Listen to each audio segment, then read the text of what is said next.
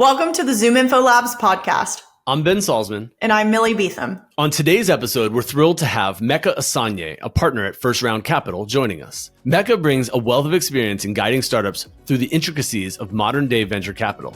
He shares his takes on the art and science behind founder sales, navigating today's fundraising landscape, and the impact of AI and first-party data on the tech industry. Whether you're an experienced entrepreneur, a go-to-market professional, or dreaming of becoming a founder, this episode will have valuable insights into the strategies and trends shaping the future of our space.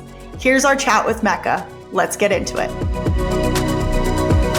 Welcome to the ZI Labs podcast, Meka. Really excited to have you on. Meka is a partner at First Round Capital and one of the best people that I know in go-to-market. Has an amazing career and a history that we're going to talk about here. But maybe just give everyone the once-over, a little bit about Meka and who you are. Yeah. Who am I? I'm a partner at First Round Capital. We're a seed stage VC. We've been in business for about 20 years, backed companies like Uber, Square, Notion, and Roblox. Prior to this, my first job out of college was actually with the Cleveland Indians, or Guardians now, doing Moneyball work. Then I went to business school at Harvard Business School, a couple of years at Bain, a half decade at Stripe, a year running global revenue at Mixpanel, and then now I spend most of my time investing in B2B SaaS at First Round. I can't wait to jump into all that. Talk to us a little bit about your upbringing. What was it like growing up as Meka? Where are you from? And then maybe a little bit about how you ended up choosing to go to Princeton for undergrad. Yeah, so we're first generation Nigerian immigrants. I'm the youngest of three kids. Grew up in a town outside of Chicago, just very blue collar place. People love the Chicago Bears, the Chicago Cubs. Sports was very instrumental in our lives. Had no idea what venture capital was, but kind of knew that my ticket out of the Midwest was getting a good education. When I tell this story, no one really believes me, but I used to tell my parents that I wanted to go to Princeton because of the Fresh Prince of Bel-Air. And then when it actually came time to apply, great show. But when it came to time to apply to colleges, I continued to say I wanted to go to Princeton, and they thought I was joking. But everything about it just felt right. I went to campus, visited, I applied early, got in.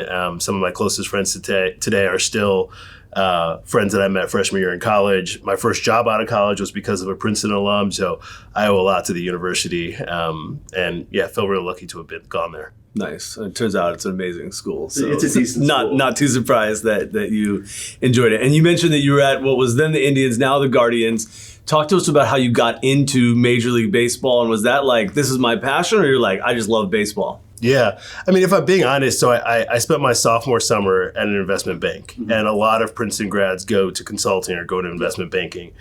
And, what I liked about banking was there were a lot of really smart people that you could learn from. What I didn't like was everything you were doing on a day-to-day basis. Yeah. So I came back from my summer internship, and I was like, well, that was interesting. They were really smart people, but that was not fun. I don't think I would enjoy that. And so I just started, like any good salesperson, looking through our alumni directory and seeing who had really cool jobs. Yeah. And I saw a general manager at Cleveland Indians, and I was like, I like baseball. I like sports. This would be a really cool career. Yeah. And luckily, as an econ major, you could write your independent work. You have to write a junior paper and a senior thesis. And you could write about anything. So I wrote about baseball. And so I cold DM'd the general manager and said, hey, I'm really interested in baseball. Look at all this independent work and research that I've done in baseball. Can I come work for you? And he said, sure. So I had a summer internship. Summer internship turned into a full-time job. I spent 4.5 years there. And honestly, I can't think of a better first job out of college. And when I think about what I'm doing now in venture, there's a lot of parallels of spotting talent earlier than others, having to find contrarian insights, especially as a small market club with lower payroll than other people, investing in young talent and coaching them up and getting them to the major league. So there's a lot that sort of applies when I think about what we do today, but there was no long path of I'm going to work in baseball and this is going to be a perfect corollary to venture. Yeah. It kind of just was happenstance. No grand plan. And had you read Michael Lewis's book at the time? Was that a big part of why you were so passionate about that, the analytics around it? Yeah, I mean, I think that the thing was that baseball sort of has the best data set. I grew up I still am a very big Chicago Bears fan. Okay. Still a season ticket holder. This year will be the year. Go Caleb Williams. Do you go to the like you'll go out there during the season Sundays to go watch the game? I will. Awesome. I will. I mean, they're stacked now. They could be good. This could be the year that I've been waiting for since 2006 when we went to the Super Bowl. I love it. But baseball just had the best data set. So as someone who, will spend a lot of time in econometrics, spent a lot of time thinking about statistical analysis, baseball sort of was the best place for someone like me. Yeah. And I sort of learned to love the sport through working there for 4.5 years. Yeah.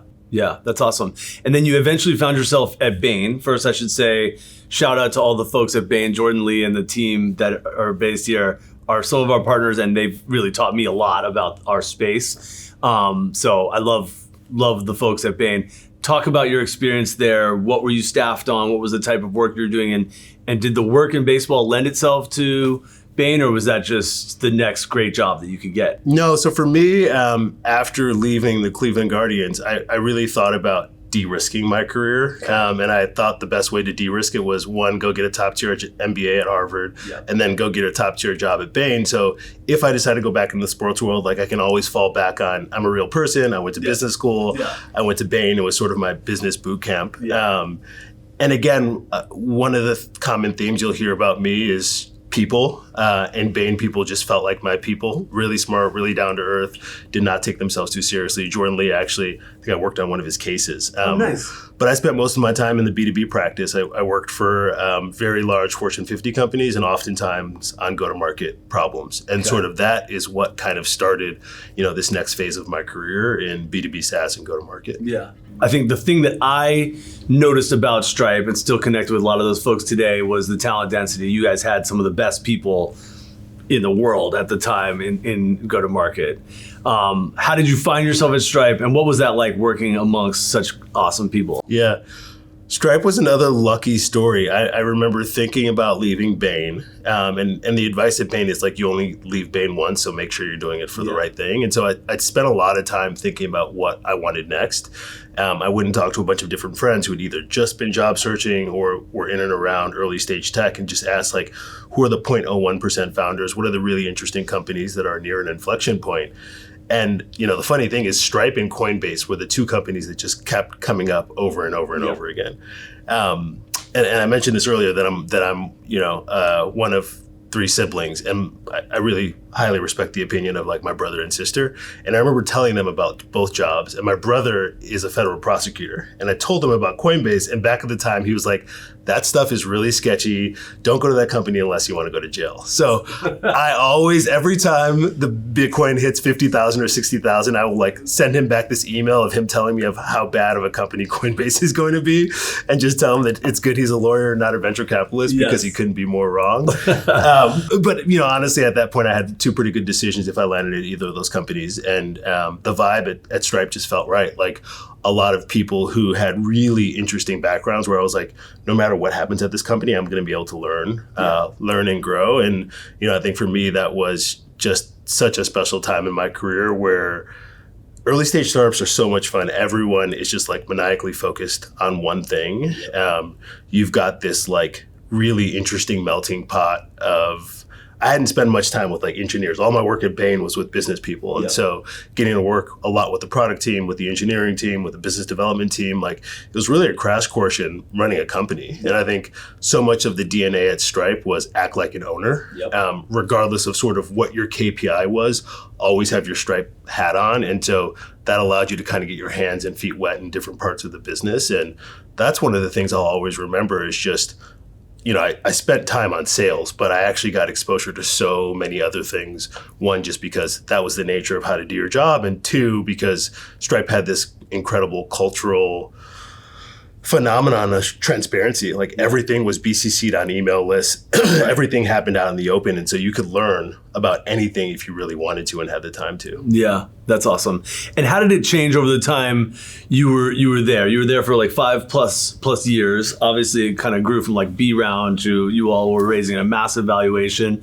Every company changes during a phase like that. What was the nature of the changes at Stripe? Yeah, I think the biggest change is like Stripe is still an innovative company, but I think, when I think about my time there, every week or every month there was a new existential challenge. Yeah. And I thrived in that environment where, I was a salesperson, but so many of the challenges we're dealing with, like, I led sort of our startup and SMB business. There was a new challenge every quarter, and that kept the job really, really interesting. And, what I came to learn about myself is that I'm a lot better in the early phases when you're building something from 0 to 1. Versus sort of just like optimizing. And I would say towards the tail end of my time there, we were optimizing the knobs on the startup and SMB business versus building it. And, I realized sort of where I get my energy, where I get my passion from. It's earlier stages. And that's sort of what, has taken me to first round. Yeah, that's awesome. And, you ended up spending some time at Mixpanel. You talked to me a little about that in the past of just broadening the things you're working on. Tell us about that period and then maybe the transition into first round. Yeah. I think for me, Mixpanel was about leading a scale organization. I had a global team. So you'd wake up and be dealing with Europe, then you're dealing with New York, then you're dealing with San Francisco, then you have a short break for dinner, and then you're dealing with APAC. And it was the first time that I was truly leading an entirely global organization. Had sales, had CS, had all the technical pre-sales functions. And so, I stretched and grew as a leader. I think I saw a lot of what operating at scale looks like. And again, I think this doubled down on my push to earlier and earlier stage that like I really enjoy the foundational stages of a business and less so the optimizing phases of a business. And then what about getting into the first round? Did they reach out to you? Were you sort of I assume this is sort of like long conversations, is sort of like a courting period for these types of jobs usually, right? Talk to us a little bit about that journey. So I'd actually learned about first round through this program called Angel Track. And so first round believes in building and investing in the community. And so they bring a bunch of people together who are early stage angel investors, and they give them content and curriculum and sort of like a community to share deal flow with, bounce ideas off of. And so I had met them through that process sort of years before I ended up joining. I'd continued to angel invest. I think I'd angel invested in some companies that were first round led companies. And when I started to really think about venture, first round actually just posted an article that said they were hiring their next partner.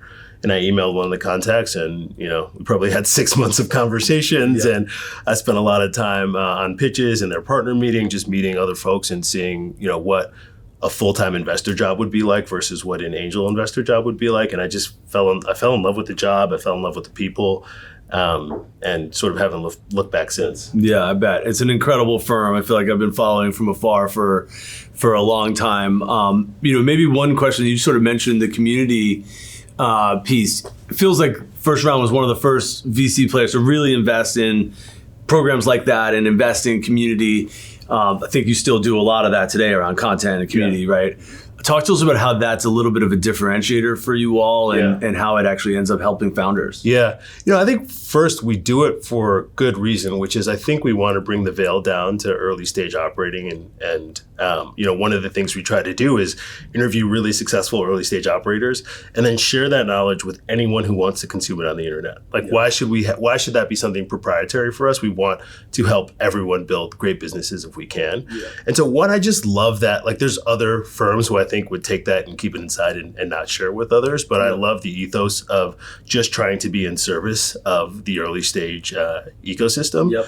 And everything kind of builds on itself. Like when you start to think about developing a close relationship with someone, that person may be a founder. That person may be someone who goes and works at one of our early stage companies. That person may be someone who refers their best friends who's starting a company. And so there's just this virtuous cycle. And, my mom always talks about like, you're the average of the 10 people that you spend time with. And I think first round's investment in community is that we just want to be in and around the very best people.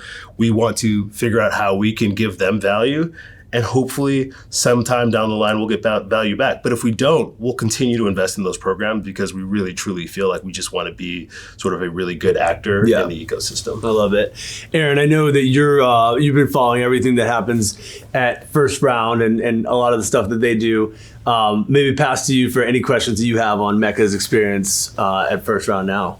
Yeah, absolutely. I mean, I used to work at a first round portfolio company, have gotten a ton of value personally out of First Round Network and sort of all of the programs that you guys offer. I'm curious, I guess, between sort of the through lines around baseball and heading into tech and heading into venture more specifically. You talked a little bit about sort of getting into the Guardians via cold email. You talked a little bit about, starting your relationship, it sounded like, with First Round via an email as well. Curious, how you sort of advise founders about the value of cold outreach, about the value of sort of just cold outbound in general as it comes to go to market. Yeah. I mean, I always talk to founders about how my job and their job is not very different. We're both salespeople. Like, we're both glorified salespeople. And so there's so many things that I did in my career at Stripe, at Mixpanel, at Bain, that I'm doing at First Round today that I want our founders to deal with too. And so I think we often back a lot of very technical founders who, for some reason, say, I am not a salesperson. This does not come natural to me. And, for me, a lot of this is just reinforcing the fact that, like, they've got unique advantages that no one else has, which is like, you decided to dedicate your next 10 years to this thing. You probably care more about this problem than anyone else in the world. And, like, if you let that come out as you're talking with a prospect, it will show up. It will open doors. You'll be able to have good conversations. Your customers will learn from you. Like, you're having this conversation 20 times over. And so you know how other people are solving this problem that your prospect really wants to solve. And so so much of what I'm doing is just trying to push my founders to be salespeople. And I think, there's an art to sales and there's a science to sales. And so some of what I'm spending time on is just the science piece, because I think that, if you combine a little bit of training with, like, a lot of passion and knowledge that they have, they can be some of the best sort of evangelists for their product and their company. There seems to be more agreement now that VC is a sales role than ever before. So I think there was a era where there was less money and fewer venture capitalists. And in that era, the job may have been sexier, where the founders would go to Sand Hill Road and go and pitch the 5-10 VCs that were down there. I think now that, the seed class is institutionalized, there's hundreds of seed firms. I think there are angels who can write checks that seed funds would do. And so there's just, the whole asset class has gotten a lot smarter. And so founders have choices now. And because founders have choices and they're selling a very, very valuable thing, which is a piece of their company, which we all hope is going to be worth billions of dollars, they've got choices. And so as a founder, I'm advising them, your company's worth X today. Choose the person who you think is going to help you make it worth 10X. And, I think you need to understand how you as an individual and the firm that you work at is going to be able to help that founder see around corners, do things faster, not make certain mistakes. And so it's just, very rarely do we meet a company, we say we want to invest, and they're like, great, I'll sign on the dotted line tomorrow. Usually they're like, okay, awesome. I'm going to see what other 7 offers I have. And then because if you want to, that means that maybe they think other people will want to too, right? Yeah. And usually, I think there's times where we're looking at something that's a little off-piste that others might think is crazy and we think is crazy in just the right way. But I think there are other times where, a really talented founder leaves a really amazing organization and is building in a space they know well. Like, that sometimes can be VC catnip, and you're going to be competing with 10 or 15 other bidders at that point. And our mojo, our style is not to try to win on price. It's to try to win on substance and talk about what 20 years of history and backing over 600 founders and sort of the way we think about our firm. We think about ourselves as a professional services company. Like, we are in service of founders, and we will do anything at any hour to help give you a slight advantage. And so we just hope that resonates with our future, partners, and that they're excited to work with us on what is a wild and crazy journey. Yeah, I love it. Talk to us a little bit about the current landscape and the fundraising environment. So it goes without saying that price setting and fund, for these rounds is very different than it used to be. And obviously expectations around growth and profitability are just worlds away from 2 years ago. What's that like day to day, and what is the latest that you all are hearing from your LPs on their expectations and such in this environment? Yeah, it's really interesting because I actually think there's a piece of the market that still feels as frothy as ever. That's the AI piece of the market. Like, you keep hearing about seed rounds that are $100 million. Like, that's multiples of what we think of as a post-money seed valuation. But then I think there's everything else. Like, I actually think in down the fairway SaaS, you can find reasonably priced deals. And again, we're not value investors, but I think that a lot of the money, a lot of the heat, a lot of the FOMO has moved to one sector. And, we're obviously playing in that sector. There's a lot of really interesting companies, but I actually think there's still a lot of value to be had in this other area that is not, quite as frothy. Yeah. I think our LPs, nothing has really changed for us. I mean, we've been in business for a really long time. Our LPs are sort of very large endowments, nonprofits, universities, and they take 100-year pictures. They are not really whiplashing left and right, in chase of one thing or another. Yeah. They just want consistent IRRs over a long period of time. They can be very patient. They're investing very, very early for a reason. And so, for us, it's largely business as usual. Okay. I think the other thing about first round is we know what we're good at. Yep. And we don't really stray from that.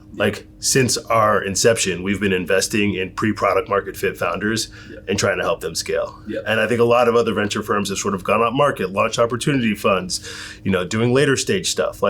We lead pre-seed and seed rounds in really ambitious founders. Yep. And I think sort of because of sticking to our knitting, sticking to an area that we know really well, we haven't really had very many tough conversations with our LPs because we're how do we just continue to get 1% better at backing pre-product market fit founders? And I love it how it's in the name too, the first round. Aaron, we're going to switch towards AI and POCUS and first party data in a second, but any other questions on current fundraising environment, first round, et cetera? Yeah, I think this is a good maybe juncture to ask, Meka, obviously you came from sales as you were sort of entering venture and probably had a lot of times as a salesperson where you were told no. Now you're sort of on the other end of that table and probably frequently delivering no to founders. How do you think, your experience hearing no from customers impacted how you, potentially are delivering no to founders? Yeah. I mean, I always really appreciated when customers level set with me. They told me no, but they gave me the reason. And if someone gave me a reason, I loved that because then, I knew whether or not the loss was regrettable or non-regrettable. I knew if there was something that I could do about it. And so if someone was just we lost budget, we didn't buy, that's one thing. If someone's oh, I don't feel like you really developed a good ROI case, that's a failure on my part. And so when I think about, telling founders that this is not the right time for first round, I usually try to give them real feedback of this is the reason one person passed. It may not resonate with you. It may not resonate with other people, but I want to tell you the truth of why this is not a fit at this stage. Because I think at the very least, sometimes it's just the way they presented their story. And when they're thinking about pitching the next VC, they can go and address that concern head on. And so, this is a reputation business. And I think about trying to have a great reputation with founders that I work with and founders that I don't work with. And for people I say no to, I just hope they get a very timely response. My aim is to respond to every email within 24 hours. And that they know exactly where they stand and why we netted out where we netted out. Yeah. And I think if you do that over and over a decades-long career, the rest will take care of itself. I love that. And from what I read on Twitter, that is not normal for VCs to respond in 24 hours or level set from what I can tell. Yeah. I think there's honestly, I think people have just gotten lazy. And I think this is a game of inches and you've got to wake up every morning and be ready to fight for every single one of those inches. And I think those inches, everyone realizes those inches show up when they're trying to win a founder. Right. But I think a lot of people forget that those inches are created in the moments where no one's watching. Yeah. And those are the ones that are really important because people they'll remember that experience. Totally. And you want them to remember a very positive experience, even if you're giving them pretty negative news. Yeah, I love it. I think that's right. Let's talk about AI. It goes without saying that this must come up for you every day, all day. I'd love to break it into two parts. What are you actually seeing in the product and engineering world that's not just a wrapper around, a GPT API? That's a clear thing that's happening a lot. But also, how are folks using it internally of just what's your take on the current market, and especially if you have any takes that differ from everybody else's? Yeah. I mean, I think like most people, I believe that we're at a shift that we're going to remember for many years. When you think about some of what knowledge workers do every day, there's just so much repetition. Yeah. When I think about a modern B2B organization, there's so much efficiency that could be gained. And so we're super bullish on AI. I think we tend to think about the landscape as sort of like a triangle, and the triangle is like there's foundation models, there's infrastructure, and then there's sort of like the application layer. I think there's potentially money to be made at all three of those layers. For us at First Round, I don't think foundational models is going to be that layer. Like, I think the amount required to sort of develop a foundation model is very expensive, and there are very, very legitimate providers out there that I think are going to be very hard to beat. The infrastructure level I think is very interesting, and I've got two other partners who spend a lot of time in this level. It's just not an area that I'm as passionate about. The application layer is where I'm spending all of my time, which is like, how is someone using this fundamental technology shift to either make companies more efficient or create consumer surplus and make customers sort of value the product even more? And I think that looks and feels like in very different ways. You know, for us at First Round, one of the interesting things that we're doing right now is like, normally we spend a lot of time taking decks, summarizing what's in those decks, figuring out how much money they're raising, and like putting it into our CRM. And like we see thousands of opportunities every single year. And right now that is a manual job that individual people do. There's no reason that job should be manual. And so you could think about that in the sales landscape. You can think about it in a prospect. Like, there's so many areas where you can think about, why are we still doing this very, very manual work? There are certain categories where I'm like, someone is going to do this better. Like, even in the sales stack, it's still mind-blowing to me that people manually update their Salesforce fields. Like, that is crazy. And the standard. It's like the state of the art is status updating. quo. We're in 2024 and people are manually updating their Salesforce fields.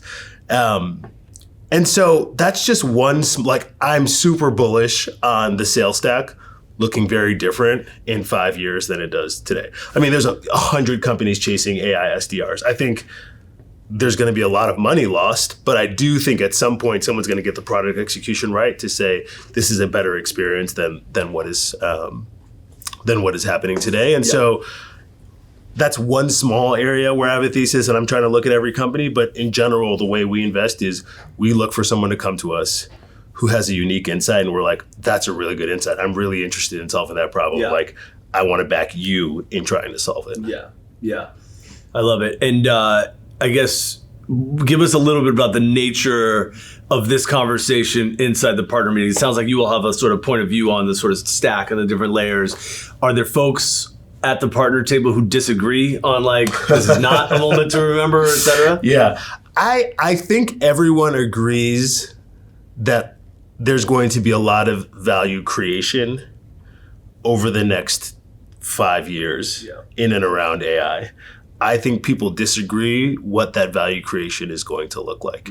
And so what I love about our partnership is, like, we can disagree and then we can commit and we can move on. But what I also love is that, like, we measure everything, we record everything, and we're going to look back at the game tape in a year, 5 years from now, and be like, who got it right, who got it wrong? And then this isn't about blame, it's about, and how can we use this information to make better decisions going forward?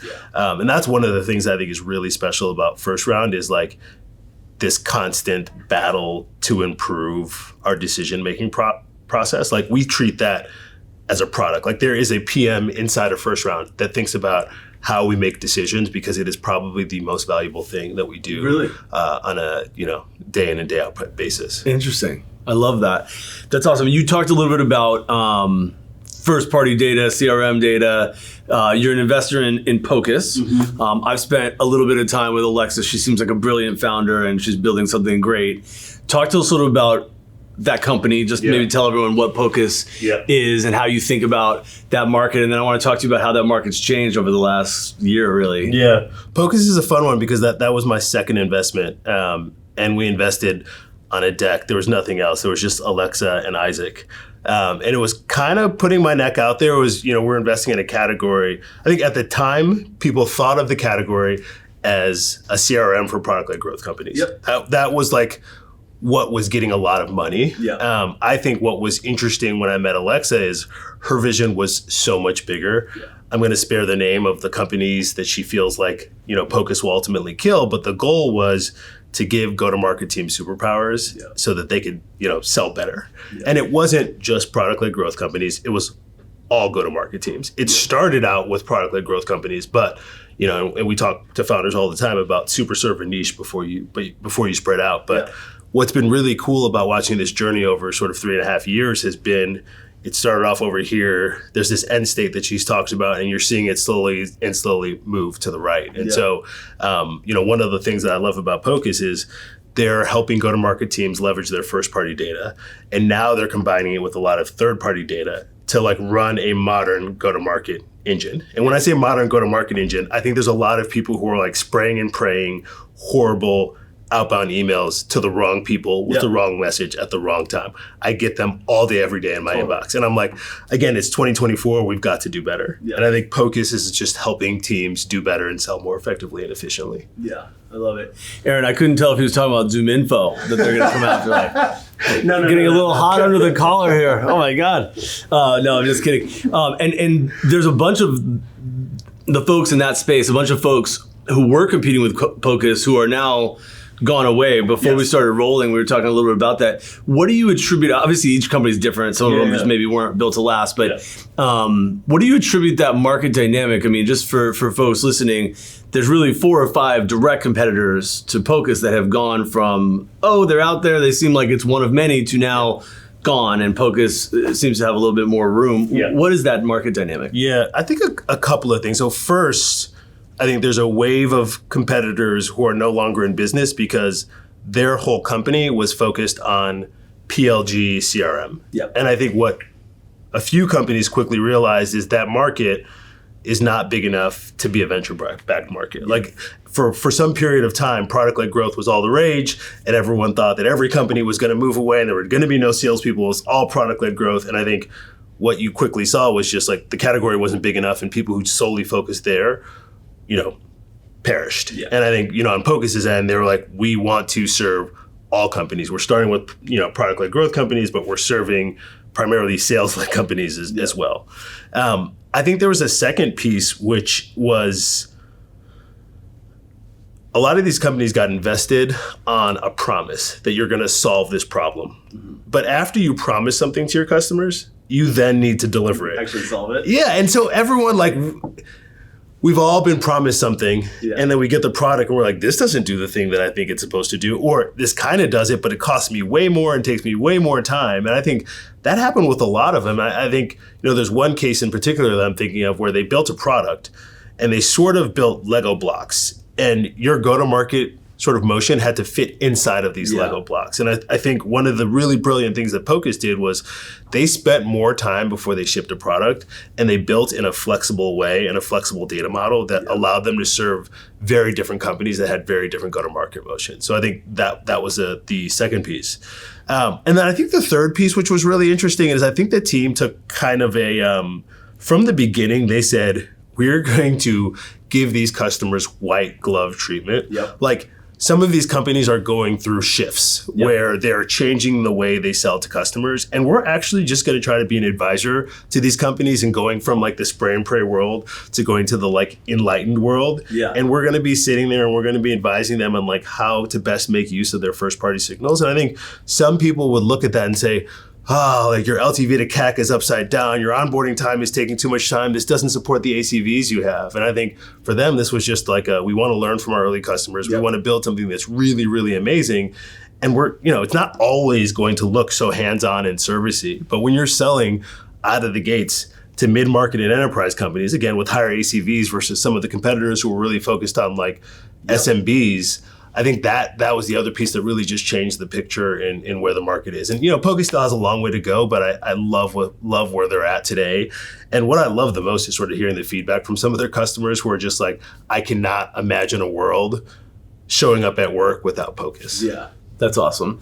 And I think you sort of, I don't know if it's an Aaron Levy tweet or whatever, but like do things that don't scale. There's a little bit of that in early product market fit of like, don't be afraid to get your hands dirty and actually do it with the customer so you can understand what that onboarding, what that integration is like. Yeah, you've got to sit, we talk to our founders about sitting next to your customer. Literally, go to their office. Like the Collison brothers did this at Stripe. They used to do the integrations, right? They would do the integrations side by side with their customers. But you just get so much feedback So it's like 5 lines of code. It's like a 2-minute stop by. Yeah. There was a little more to it than that, but I think that 5 above the fold. Exactly. Yeah. But I think what happens is like when you're sitting side by side with your customers, they're giving you the raw, real feedback that you don't get in any other way, and you just see it and you viscerally feel it, and you understand what you need to build when you're actually building alongside your customers versus like, I built a thing. Have fun, go use it, and like, put your suggestions in the suggestion box if you have a problem. Like that never really works. Totally.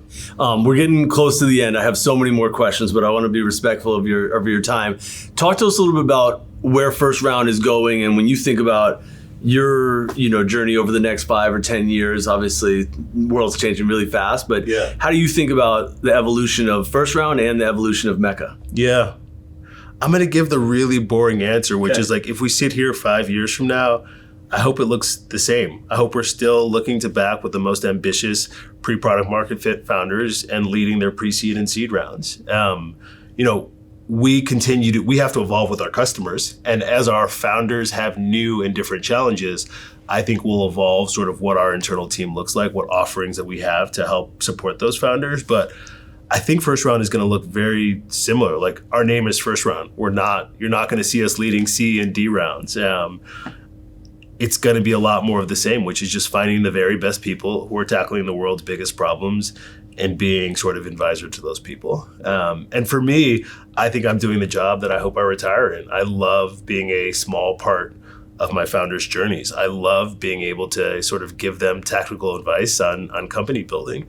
I love being the first call when something goes really poorly. I also love being the first call when like they close that first 120K contract and they're high-fiving. And so I hope life looks very similar in 5 or 10 years. That's great, and I think that's any good thesis is timeless, right? Like it probably should stay the same if you've done it right from the beginning, which obviously you all are doing an amazing job. How can people find out more about you or follow along on social or what have you? Yeah, on Twitter, I'm Big Meka Style. And on Peloton, you should say. And on Peloton, I'm Big Meka Style. And then I'm Meka, Meka at firstround.com. If you email me, you'll get a response back. I love it. Within 24 hours, it sounds like. If you're pitching or if you're in the fundraising stage, you'll get an answer back in 24 hours. If not, you will still get an answer back very quickly. But I try to prioritize people with time-sensitive asks and requests. And since I mentioned it, I have to say, best Peloton scores possibly in the universe. I follow this guy. I used to be really into Peloton. I would wake up in the morning and I would actually check, be like, what did Meka do today? Okay, he just blew my mind. I'm going to do half that. It's slowed down. I've gotten older. I had a hip replacement, so the output slowed down. But I've got goals to get back to pre-pandemic output scores. And you know what? I think I told you this over text once, but I have a dream one day to hold a fundraiser between you and Andrew Reed, have a battle of VCs on the Peloton side by side. Have you seen his scores? I hear they're pretty exceptional. Give me 6 months of training and I'm there. You're going to get them. Yeah. I love it. Hey, thank you so much for coming on the ZI Labs podcast. Yeah. This is really fun. Thanks for having me. We'll see you again soon. Sounds great. All right. Thanks so much for listening to this episode of the ZoomInfo Labs podcast. For more from ZoomInfo Labs, subscribe to the show on Apple, Spotify, or wherever you get your podcasts. You can follow me and Ben on LinkedIn and visit zoominfo.com/labs to get in touch.